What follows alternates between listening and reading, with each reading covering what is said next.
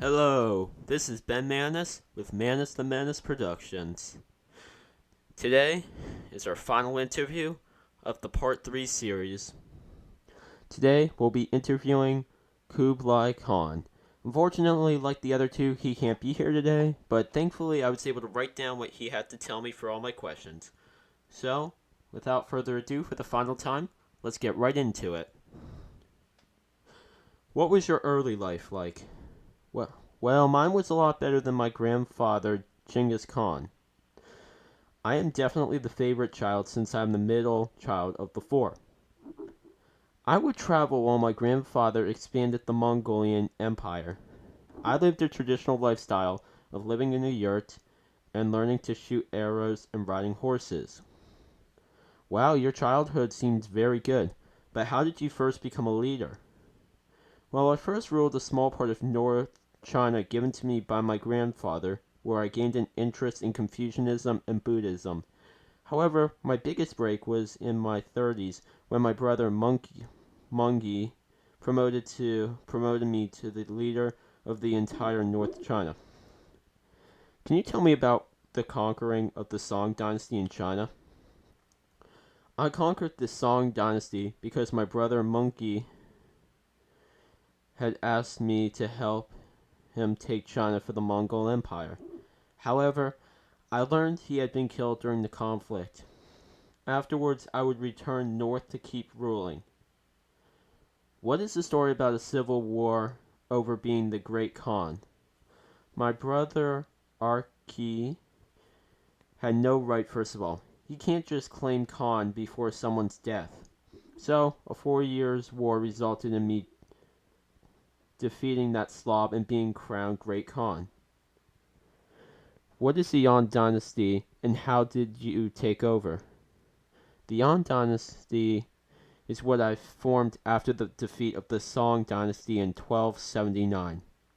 My new dynasty allowed for all religions and for more trade to pass through. This was done by making more roads, canals, and paths for merchants to travel on. Finally, what is the political and economic structure like? Well, for economic structure, there is a lot of trade, especially internationally with artisans. These people are so skilled, they deserve tax breaks. I've made the Silk Road the best it has ever been. It is now safer and easier than before to trade. However, Chinese people are inferior to us Mongols, that they must not have anything to do with us. That starts with them working in the government. As a result, I've removed the civil service exam since it's too Chinese and not enough Mongolian. However, I do believe that multiple languages are needed, even though it's silly to speak Chinese if you're Mongolian. Thanks for your time. Thanks for having me. This has been a Manis the Menace Productions. Hope you enjoyed this 3-series podcast. I look forward to doing more in the future. But for now, Manis the Menace Productions. I'm Ben Manis, signing out. Snog it, pound it, send it. See ya.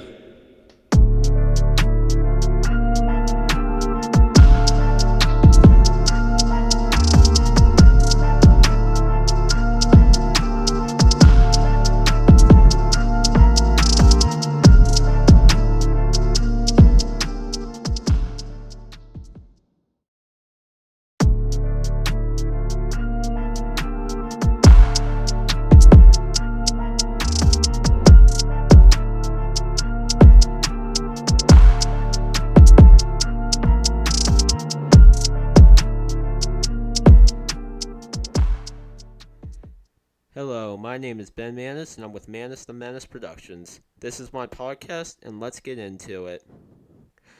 Today, we'll be interviewing Marco Polo. Unfortunately, Marco Polo can't be here with us today, but thankfully, I was able to turn what he said to me into a podcast. And without ado, let's get into it.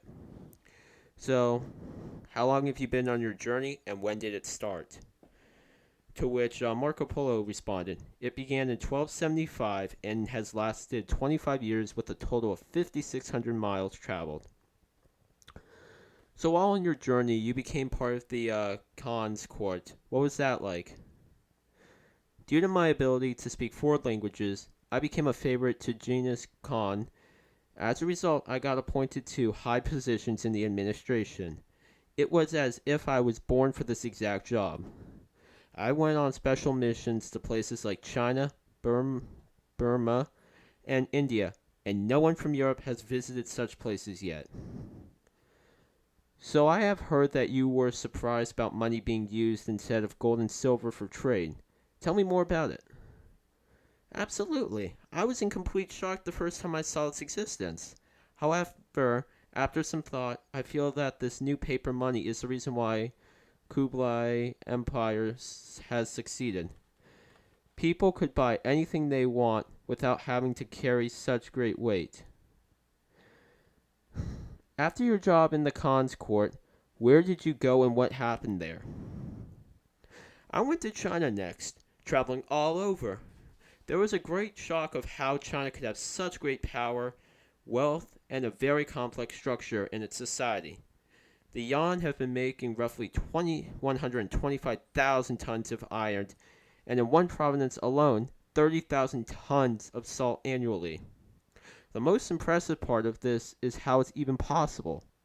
The Chinese have built a canal transportation system which linked their cities and markets together.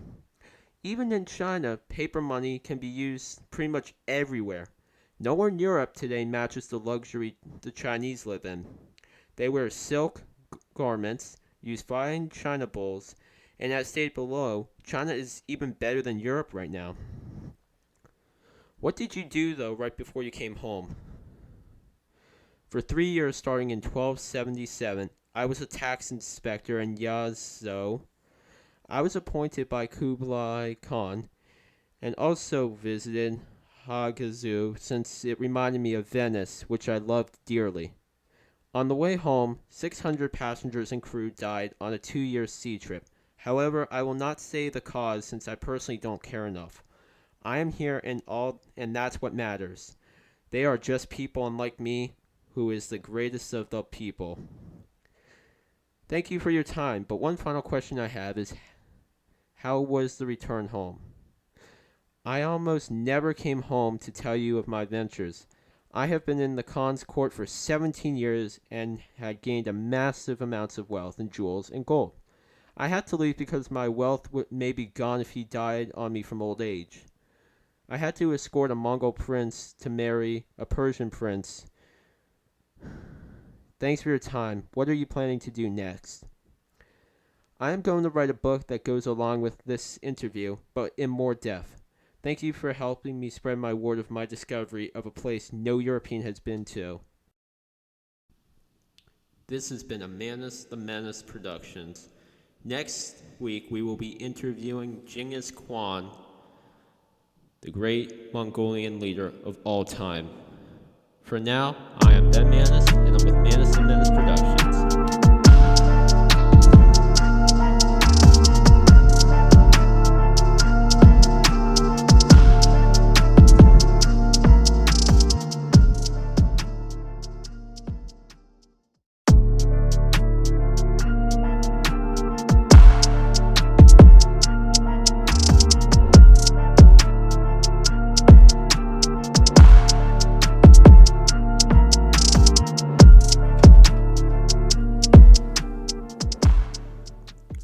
Hello, my name is Ben Manus, and I'm back with another Manus the Menace Productions.